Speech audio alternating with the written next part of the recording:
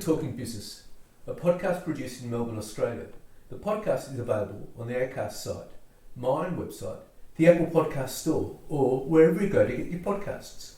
Or you can get it at the Business Acumen website at www.businessacumen.biz. For the most exclusive access to leading economists and business leaders from around the world, subscribe to Talking Business from my website, leongettler.com. I am Leon Gettler. My job is to review and monitor the week's news in business, finance and economics. I bring it all to you every week. This is episode number 17 in our series for 2025, and today's date is Friday, June 6th.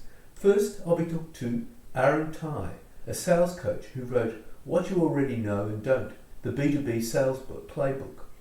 Aaron is a former footballer who worked for Macquarie Technologies. He can tell us about sales techniques that leverage AI tools in the right way to help boost sales and the importance of active listening instead of overactive sales pitch spewing. And I'll be talking to EY economist Sherelle Murphy about the RBA's latest rate cut and whether we can expect more this year. But first, let's talk to Aaron Tai. Well, Aaron, tell us about your offering to people to comb through executive summaries in company annual reports to match what they're selling to companies and their executives' key priorities. Yeah, so part of really understanding a customer is not just that going to a meeting, turning up in reception, maybe looking at something on LinkedIn or something, and then going into the customer and meeting them. For me, what the really good salespeople do is they'll do some really good research. So in the traditional form of doing that, that's you go online, maybe download the annual report, look at what the executives are talking about their business, and understand that. And then you've got when you go to meet the customer, you're going to have a better view of what they're requiring, not in their own role, but as a company side of things. And I think what we're seeing now is the speed of access to that type of information is incredible with the likes of AI and your ability to get to that information and educate yourself before and after when you're meeting a customer. Are people actually utilising that? I believe they are now. I'm seeing it start to come in. And even in the last week with the likes of ChatGPT 4.0, I'm seeing people already going, okay, this is the information I found out, and I found it out in the last 10, 15 seconds about an organization. It's pretty incredible. So, how can AI boost sales? So in boosting sales, for me, it's all about speed and efficiency. So the information that you're gathering from AI is already out there. What you're getting is an average. When you type in or speak into an AI, you're going to get that average of what's out there on the internet with some specifics on organizations, like annual report information, for example. And so what it is about speed.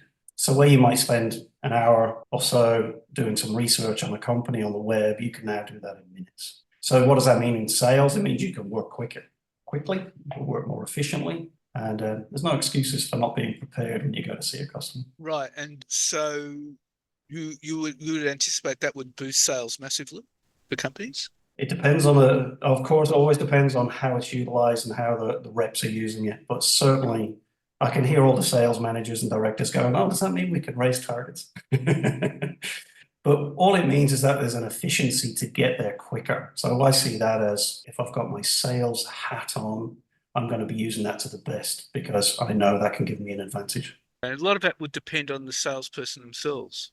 Of course, this does come down to the individual. In 30 years of working in the B2B sales game, you'll always see your top 20%, your top 10%. There's something extra that they are doing. There's a level of commitment that they're putting into it. And they're also being clever. And this is one of the ways that you can get an advantage. Of course, sales has a bell curve always, doesn't it? Of course. And look, everybody's a salesperson. Doesn't mean if you're in sales or procurement or whatever role you're in, you're selling something. You're selling something with your colleagues and your teammates and your executives. Internally, you're also selling externally, of course, to customers if you're in a direct sales role. But you're always going to get people who are high achievers, and you're going to get people who are not so high in their achievement. And the book I've written is about looking at what are those top aspects of the really consistently good salespeople. What are they doing? And so AI could actually boost the number of effective salespeople. I think learning, education, I think organizations need to get on board with that side of things and training in whatever tool that is that you're going to be using. So I think there's a place for the coaches to help the salespeople educate and get up to speed. But in my view, ultimately, it comes down to the individual to to get that done. So you'd need coaches and you'd need tech people doing that. Not necessarily tech people. I think the technology is at such a state now where you can, very quickly understand and see how easy it is to use. That can literally take minutes. But I think there is a coaching aspect in organizations to help people in what's the best way you can use AI technology. One of the key issues, I think, is that, and I find this all the time, a lot of people don't listen. And instead, what you get with salespeople is that they just are constantly pitching. And you think, hang on, just stop it. Just hang on. Just think about where the other person's coming from. Just listen to them. Look, 100%. And this is what can set the really great salespeople apart. I've seen examples of this where you'll have potentially a presentation to a board or an executive team or a panel that's making a decision. And I've seen that the prep work's gone into a presentation in a boardroom, and it's been set up for weeks and months ahead.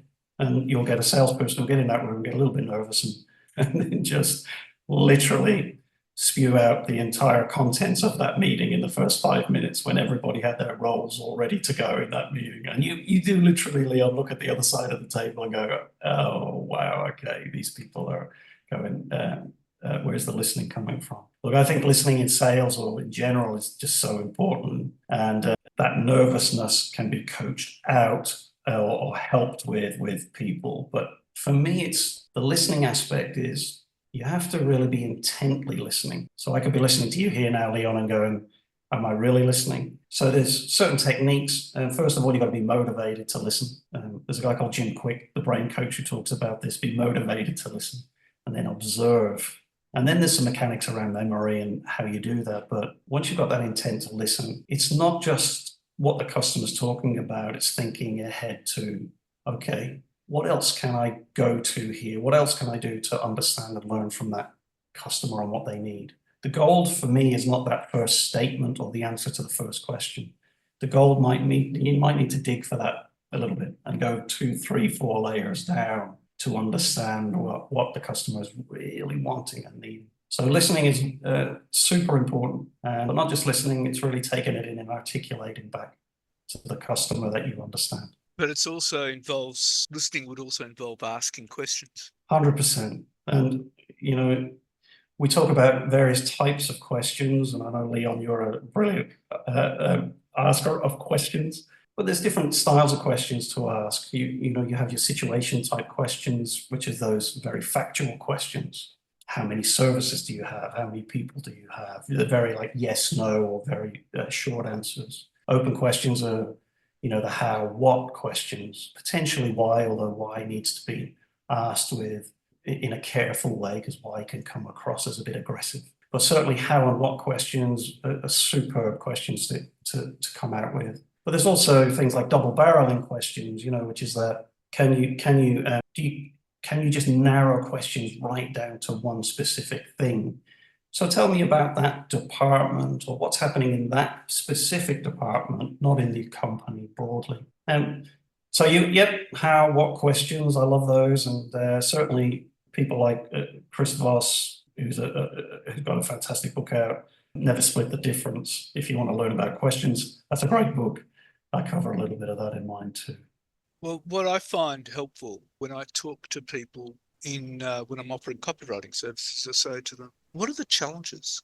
What are your big problems with content or getting this message across? What are the challenges? What are the problems you face? Tell me about it. And they'll always come up with something like, don't have enough time, or we need clarity, or we need this, or we need that, so yeah. Okay, well, let's talk about that. And sometimes you'll have different characters, as we know, Leon, right? You'll have some people you'll ask one question, and those people might be a bit more expressive, and they will talk and they will just open up on everything that's happening. And you don't even have to ask maybe a follow-up question sometimes. Right. But again, in the listening skills, you'll have other people that might be more introverted, very closed, and they'll give you very short answers. So you have to work a little bit harder there to go and try and do that uncovering. Yeah. Well, I think it's fascinating that you came to Macquarie Technologies as the state manager for WA from a career as a footballer. It's true. It is truly, yes. And it was, I managed to sort of live out my boyhood dreams of becoming a professional footballer in England. It was an amazing time. A superb discipline in how to be competitive in life Yeah. to get on. And yeah, I was at a football club called Luton Town in England, and a little spell at Leicester City as well. And then, unfortunately, like happens to so many players, I finished my career at 22, and I had to then find this new avenue. And I actually started in an accounts department for a couple of years, working with the assistant management accountants. But I was just sitting there going, "This just is not me. It's just not me." And I always remember that I used to do the payroll, and in the payroll, I'd see these people called sales executives, and they'd be getting paid these commissions and bonuses. Like, oh, how do I do that? So that I eventually found my way, Okay. getting into a sales role. Yeah. Well, that's great. Well, Aaron, it's been terrific talking to you, and thank you so much for your time. Thanks, Leo. It's been a pleasure. An honor to meet you. Thank you. And now let's talk to EY economist Sherelle Murphy. Well, Sherelle, the RBA cut interest rates by 0.25%, and so that went down to 3.85%. And the market is saying that we can expect another 2 rate cuts, but reading the statement from the RBA, I'm not sure that's a foregone conclusion. What's your view? Yeah, well, actually, I think the market is even close to 3 rate cuts by the end of the year. So it's certainly read the statement as fairly dovish in the sense that the Reserve Bank is worried about the outlook and therefore might be inclined to take rates a bit lower to give the economy more support. My view is, I think it's far from a full conclusion for the main reason that trying to judge where we'll be by the end of this year is probably a more difficult task than usual. And I say that, of course, in the context of the US administration and the extreme changes that have been made to global trade policy from both the US and its trade partners over the last few months.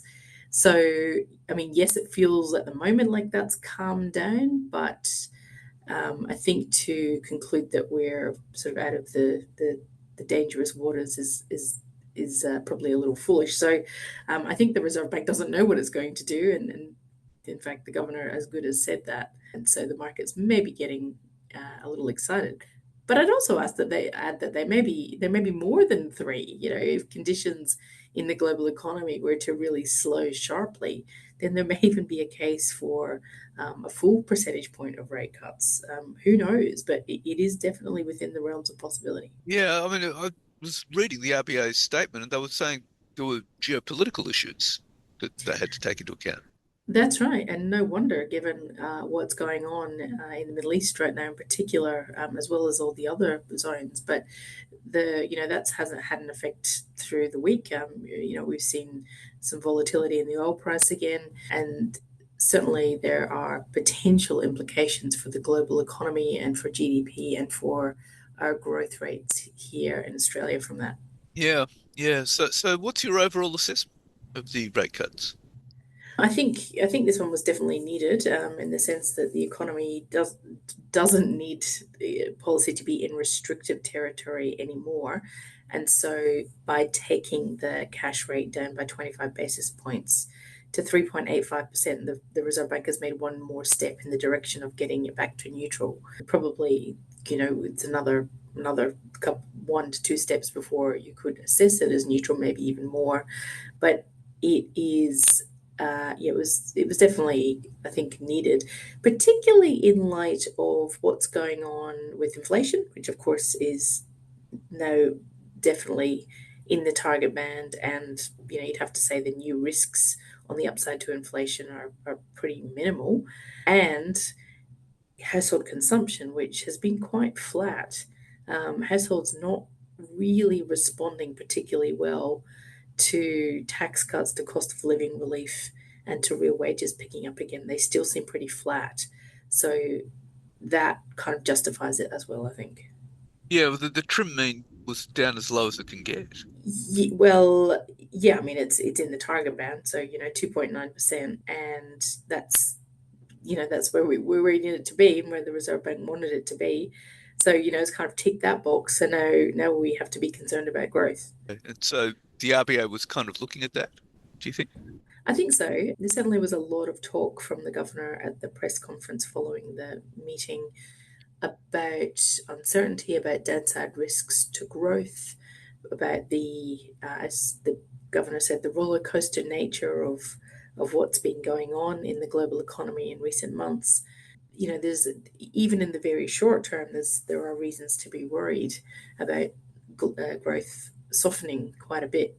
And I think longer term, if these tariffs are maintained, even if it's just in the form that they're in now, essentially we've got something in the way of an efficient global economy from operating as well as it could, because this is essentially taxing something that never used to be taxed, and it's removing some of the advantages from trade, and it's really kind of breaking down some of the things that have been hard fought over recent decades, not just years.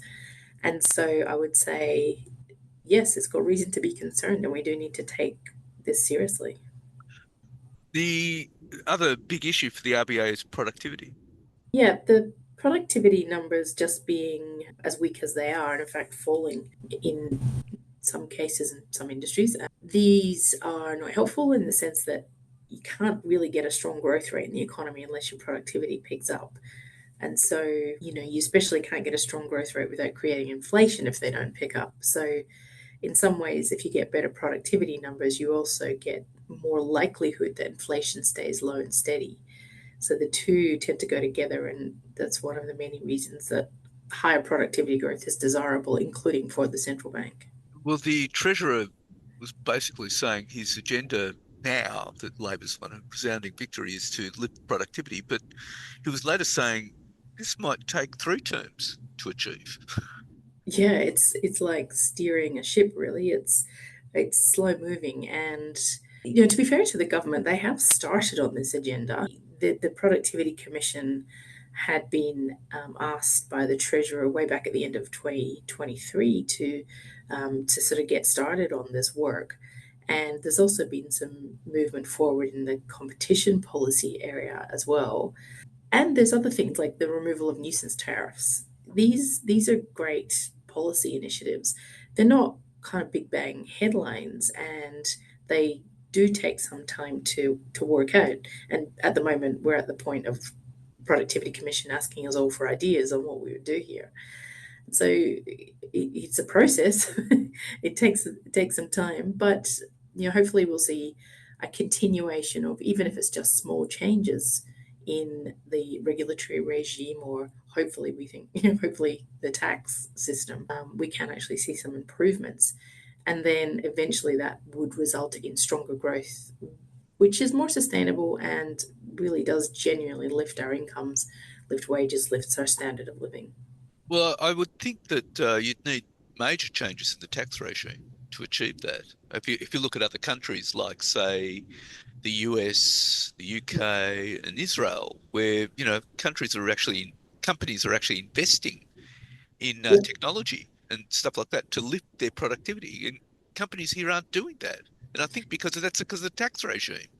It's certainly part of the story, and anything we can do to encourage R&D expenditure, higher uptake and investment is very welcome, and it definitely would improve our productivity numbers. And you're right, the tax system can play a role there. If we put in place more generous R&D tax concessions, for example, could that make a difference? Yeah, I think it could.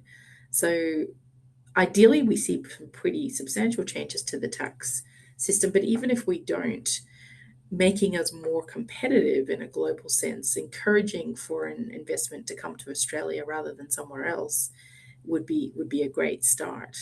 And the reality is we're kind of doing the opposite right now, unfortunately. We're not keeping up at all. So overall, we've still got a long way ahead, and although it's fairly dovish, we really don't know what's ahead.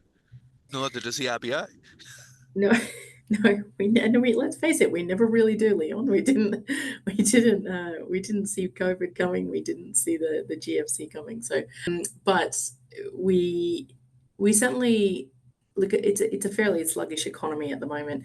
There is reason to expect it could pick up a little over the coming year, but it is a little. And essentially, that's not even so much a demand side problem, but a supply side problem. And how do you fix the supply side? Again, productivity growth is your best way. So, really kind of encouraging business investment, encouraging uptake of R&D, making sure that businesses are operating as efficiently as they can. So, in other words, not kind of putting unnecessarily roadblocks in their way is a good way to get there. But it's slow. Yeah, so which would suggest that the RBA would be watching very carefully what this government will be doing. Absolutely, as always, and I think the sort of regime that the current or the set of policies that the government puts through in this term of parliament, at the moment it looks like they intend to do exactly what they said they'd do in the election campaign, and we've had several senior members of the party say so, and some of those changes are, quite positive for the economy, of course. But beyond that, it would be great to see a real kind of reform agenda which does some pretty politically brave things into the next term of government. So the government basically earns a mandate to take it to the next term of government, and that's where I think you can get real bang for a buck. So I'd like to see the government really start the case for bigger reforms, which in 3 years' time it can then get on with implementing. Well, I think that would be that's my ideal scenario too, would be for the government to actually map out its agenda for the 2028 election. Yeah. That's right. And to be fair for the government, we're about 3 weeks out of an election, so That's right. let's give them a few more weeks. But absolutely, that's right. And I think there is some positive signs there coming from senior members of the party about mapping that out. But they're going to be careful to also see through, I think, what they said they would do. As you said, they're going to have to be very brave. They do have to be brave because there will be losers. And this is something that there is no way of getting around that. And that means you have to spill some political capital to get results. And I think we've spoken about this before, Leon, we have to let them do it. We can't have every rent seeker going in and saying, hang on, I'm losing out a little bit here, when the bigger picture is more important, and the productivity growth you could potentially get from it could lift so many people beyond where they are now. Well, that was one of the things about the Hawke Keating era and for that matter, the Howard Costello era, where they said, here's our agenda, but hey, we can buy off the losers. Yeah, that's right. And you can when the budget is strong. And I think this is one of the dilemmas for the current government in this particular 3-year ahead period, is we know the budget is not strong.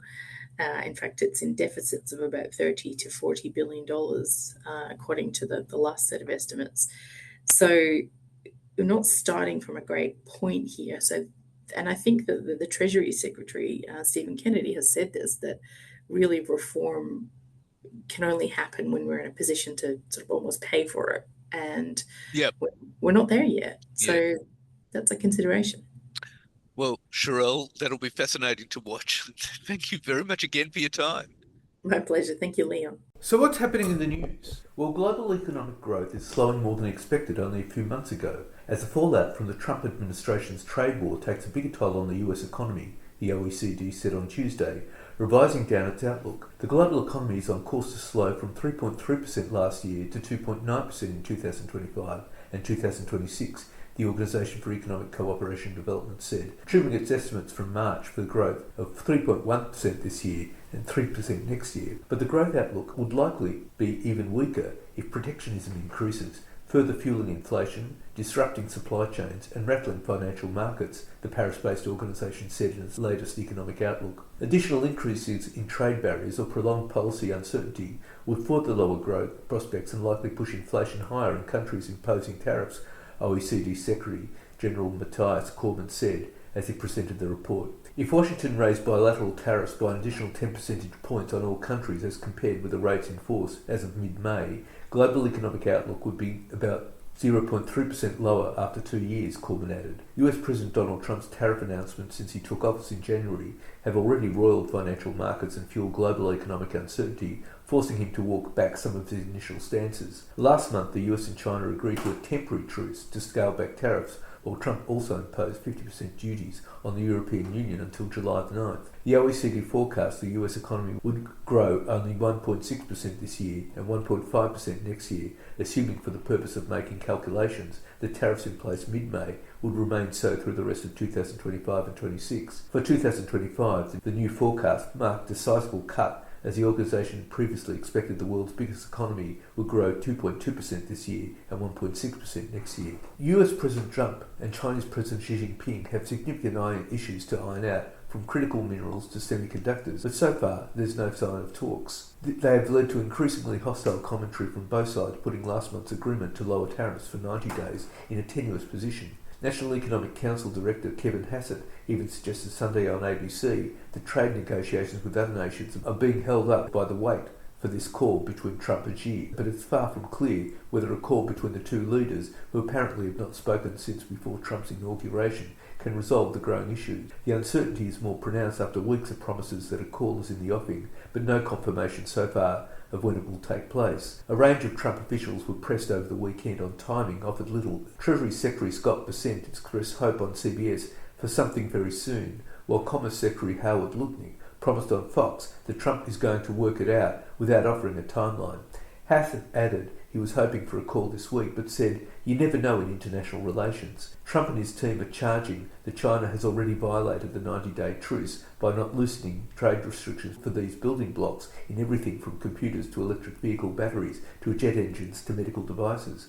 But the Chinese Ministry of Commerce reacted on Monday morning to the weekend's charges by denying the Trump administration's claims and accusing the US of its own actions to undermine the deal. Issues that the Chinese government cited were new export controls on semiconductors, the halting of chip design software, as well as the revocation of Chinese student visas. And the legitimacy of President Trump's tariffs is being questioned by US courts, but the president is showing no signs of backing off his favourite tool: more tariffs. On Wednesday, the tariffs that Mr. Trump's imposed on foreign steel and aluminium are set to double to 50%, a move that the president said will better protect domestic metal makers. The increase comes as the US government this week faces off with states and businesses that have sued over the president's tariffs. Both sides will be required to submit more information as judges work towards final decisions on the legality of Mr. Trump's steepest tariffs.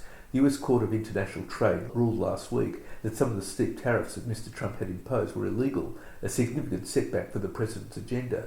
But a separate court temporarily paused that decision less than 24 hours later. As judges weigh that appeal, the tariffs in question, which include the levies that Mr. Trump imposed on Canada, Mexico and China for what he said was their role in the fentanyl trade, as well as the global tariffs Mr. Trump announced and then quickly paused in April, are expected to remain in effect until June the 9th. On Monday, a group of businesses behind that original lawsuit urged the court to reject the government's newest request. Lawyers for companies including Voss Selections, a wine importer, said they would face irreparable harm, as would millions of consumers, if Mr. Trump can maintain many of his tariffs while the legal fight proceeds. A legal win by the businesses would make them eligible to be reimbursed for hefty tariffs that they have paid in recent months. But lawyers for Voss Selections said that relief may not come soon enough, especially for many businesses that are investing heavily to reorganise the supply chain or are at risk of going out of business.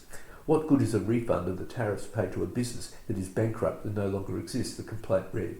A ruling against the government would strip the president of the use of a legal authority he has used to raise and lower tariffs on a whim by declaring first fentanyl and that the US trade deficit to be an international economic emergency. The Court of International Trade ruled that Congress had not given the president such expansive authority, but the president has many other ways to impose tariffs. On Sunday, one of Mr. Trump's top trade advisers insisted that the president would find methods to target other countries, even if the trade court ruled against some of his levies. Rest assured, tariffs are not going away, Howard Lutnick, the Commerce Secretary, said on Fox News Sunday. He said the president possessed so many other authorities that if the court ultimately had sided against the White House, Mr. Trump could still bring on another. And Australia and the EU are poised to negotiate a trade deal as insurance against Trump's tariff wars. Trade Minister Don Farrell is in Paris this week for his first face-to-face talks with the Europeans since negotiations collapsed in October 2023.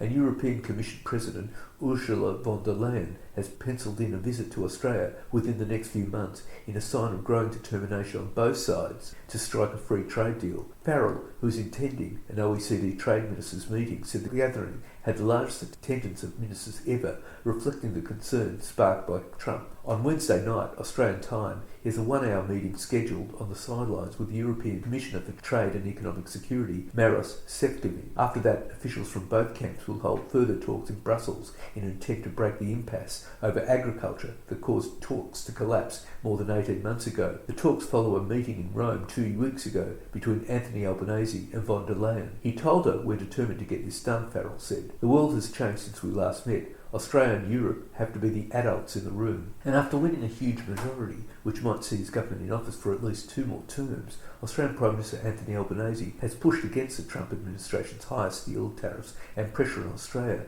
to spend more on defence. This sets up a testing first face-to-face meeting between the Prime Minister and US President at the G7 in a fortnight's time. Albanese declared on Sunday that the US was committing an economic act of self-harm by increasing prices for American consumers after Trump shocked allies and partners by doubling tariffs on foreign steel and aluminium sold in the United States at 50%. Albanese also resisted pressure from US Defence Secretary Peter Hegseth for Asian allies, including Australia, potentially more than double their defence spending to 5% of GDP to counter China's rise in the region and its ambitions to control Taiwan. While Defence Minister Richard Marles suggested he was open to increasing military spending after meeting Hegseth in Singapore, saying that China had undertaken the biggest defence expansion by any nation since World War II, his boss Albanese argued that Labor had already added $10 billion to defence outlays, which will take the projected rise in defence spending to 2.3% of GDP by 2033. "What we'll do is we'll determine our defence policy," Albanese said in Hobart. "What we'll do is continue to provide it for investing in our capability, but also our relationships within the region." The Prime Minister's frank response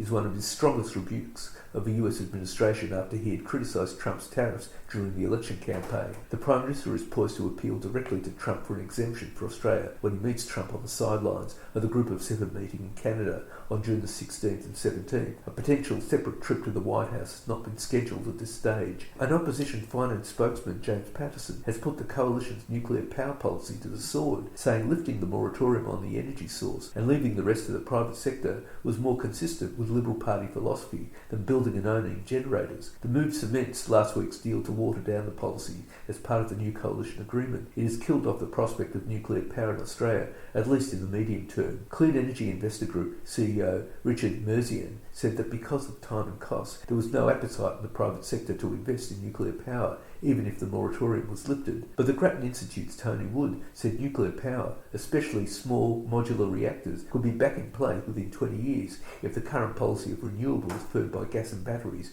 doesn't go as planned. "You can rule it out for now, but I wouldn't rule it out coming back in the future," he said. And the Business Council of Australia has warned the country risks being left behind without a clear government-led national artificial intelligence strategy. It's called for faster approvals for new data centres, plans for a skills transition, and globally significant moonshot missions. In a report accelerating Australia's AI agenda, the Peak Industry Group highlights 6 key areas including AI adoption, skills, regulation, infrastructure, data and research and development, in which it said Australia needs a clearer vision in a bid to become a global leader by 2021. Among 16 actions advocated by the BCA are increased funding for the National AI Centre, which was only given $21.6 million over 4 years, so it can help more small and medium-sized companies to identify AI solutions and get themselves in a position to deploy them. It also suggests reform in skills development pathways with a national AI apprenticeship model and industry-led micro-credentials, new risk-based debt regulations that rely on existing laws rather than creating EU-style AI laws, and simplification of the laws governing the approval of data centres, which it says are currently strangled by red tape. Soul Patts is seeking to create a family office by merging with building materials giant Brickworks in a deal that turns the country's second oldest listed company into a $14 billion portfolio manager in the hope of attracting shareholders who want to invest like some of the world's wealthiest people. "What we're creating is effectively a listed version of a family office," said Soul Patts Chief Executive Todd Barlow, adding that the assets would mimic how the world's wealthiest people invested. When finalised, the merger will create a $14 billion company that will be invested across privately owned companies, large and small listed companies, private credit, and $3.2 billion in real estate, in part due to Brickworks' full portfolio. The historic merger underdoes an arrangement in place since 1969. Soul Patts owns 43% of Brickworks, which is a 26% stake in Soul Patts that has been under constant attack from activist shareholders. Both businesses are backed by the billionaire Milner family, who will emerge with about 8% of the combined company, which will be known as Washington H. Soul Pattinson and Company. Robert Milner will share the combined business. The 74-year-old is the fourth Milner family member to run Soul Patts. While Soul Patts began as a pharmacy business, it now has a sprawling investment portfolio from Brickworks to New Hope, a coal producer, TPG Telecom, Pengana Capital, and BKI Investments. The company has gradually expanded its holdings into public and private assets, such as listed equity and private credit, morphing into an investment company. And that's it for this week.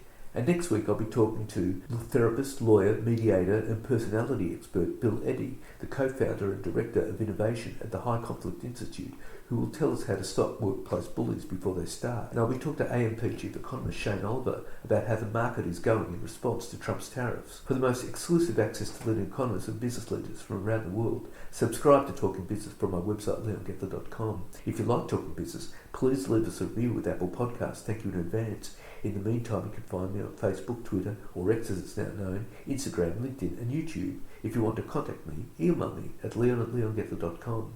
I answer all emails. Also in my spare time, I have a copywriting business. If anyone needs newsletters, blogs, articles or editorial, email me. Looking forward to the next episode of Talking Business.